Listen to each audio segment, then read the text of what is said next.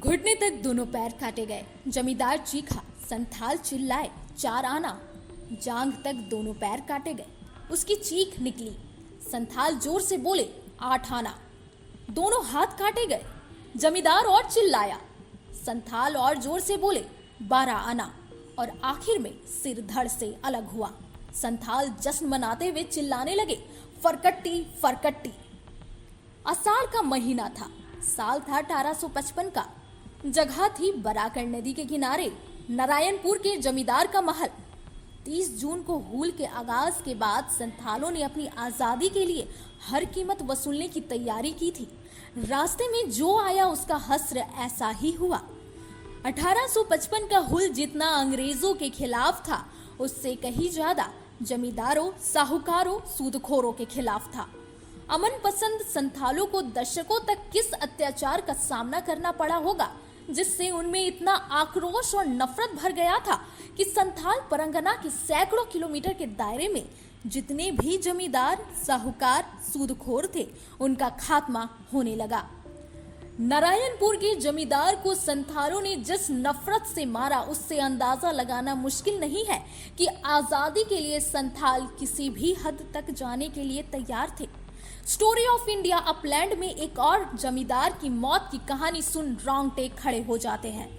आदिवासियों का शोषण करने वाले इस जमींदार ने संथालों से बचने के लिए पानी की टंकी में पनाह ली, लेकिन संथालों को मालूम चल गया। जमींदार के सिर में इतने तीर लगे कि उसका चेहरा तक नजर नहीं आने लगा। इसके बाद विद्रोहियों ने अत्याचारी जमींदार के 24 टुकड़े कर फेंक दिया। करीब 1.25 साल बाद इस कहानी का जिक्र करना इसलिए जरूरी है क्योंकि आजादी तो मिली तो, लेकिन आज भी संथाल परगना कहीं ना कहीं शोषण के जाल में फंसा है, चाहे वो शोषण सरकारी हो या फिर राजनीतिक।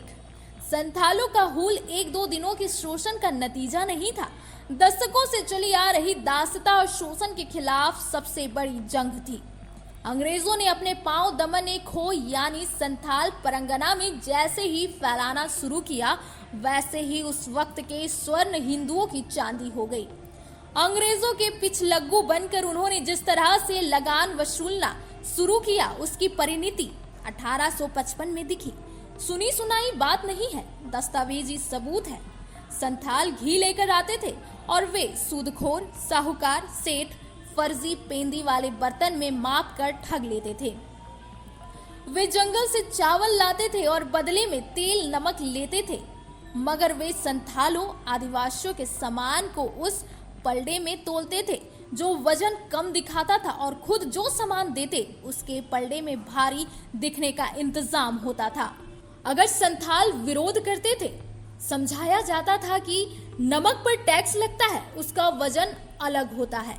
जंगल साफ कर खेत बनाते और जैसे ही फसल दिखती वे आते और कब्जा कर लेते। थोड़े अनाज देते और हमेशा के लिए कर्जदार बना डालते। पीढ़ियां कर्ज नहीं उतार पाती। विरोध करने भागने पर राजा जमींदार के पास मुकदमा चलता और फिर वे जीत जाते, जमीन उनकी हो जाती। संथाल को उतनी ही अनाज मिलता जितने से उनकी भूख से मौत ना हो जाए। अंग्रेज जजों को टैक्स वसूलने से फुर्सत नहीं थी। संथाल कहते थे, ईश्वर महान है लेकिन वो हमसे बहुत दूर है। इधर संथाल परगना के जंगल धड़ाधड़ साफ हो रहे थे। जंगल काट खेती लायक जमीन तैयार हो रही थी ताकि ज्यादा से ज्यादा भूमि पर कर वसूली किया जा सके। इधर वे यानी साहूकार संथालियों का हर तरह से शोषण कर रहे थे। पिता की मौत हो गई तो संथाली को साहूकार के दरवाजे पर खुद और अपने बच्चों को गिरवी रखनी होती थी।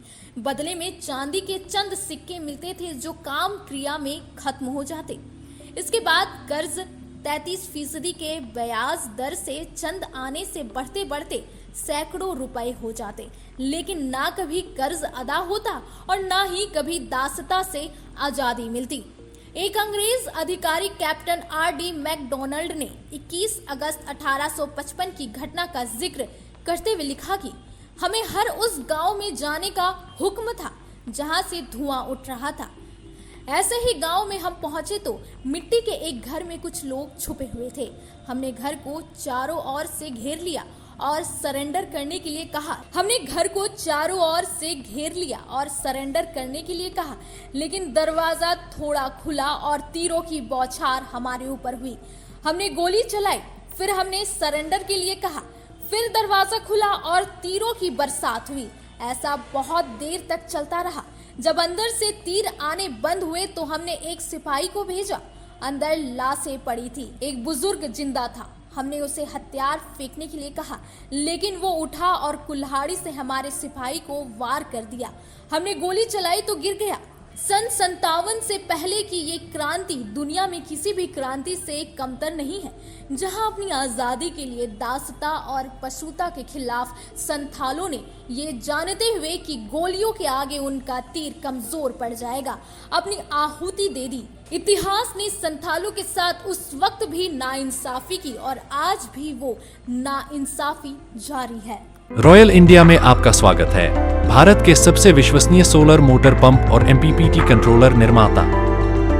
रॉयल इंडिया का high performance movable trolley solar water pumping system प्रस्तुत है। बेहतर दक्षता के लिए डिजाइन किया गया और आसानी से ले जाने योग्य। सरकारी परियोजनाओं के लिए अनुमोदित देश भर के कॉन्ट्रैक्टर्स और एजेंसियों की पहली पसंद। एमएनआरई द्वारा अनुमोदित, उल प्रमाणित, उद्योग मानकों के अनुरूप स्वदेशी उत्पाद। सार्थक ऊर्जा समाधान के लिए हमारे साथ साझेदारी करें।